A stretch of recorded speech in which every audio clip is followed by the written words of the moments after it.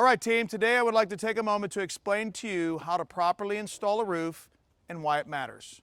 Step one, as you saw when you pulled up, we have a home protection system that's been set up around the entire perimeter of the home that's going to protect the home as the debris falls off. We're also going to be placing tarps in different locations around areas of the home that's going to also catch the debris so it doesn't just fall into the grass.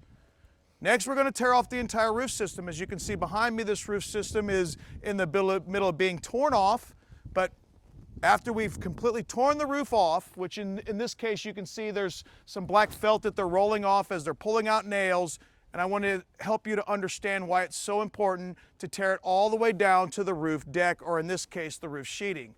Let's say that we left the felt up there and said, oh man, it's just an extra layer of protection on the roof system, but what if underneath the felt was some hidden wooden damage?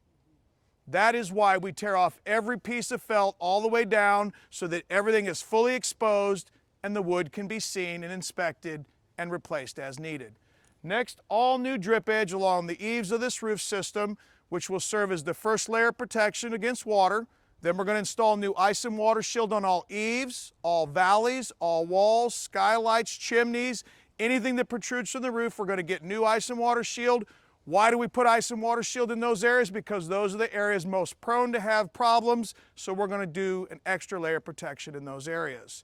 After the ice and water shield's been installed, we're going to cover the remainder of the roof deck with all new synthetic underlayment, also known as a performance raincoat. Synthetic underlayment breathes out any moisture that's building up inside the home, but doesn't allow any moisture to come inside the home. Next, we're going to install a new starter strip around the entire perimeter of the home, protecting against any wind along the perimeter.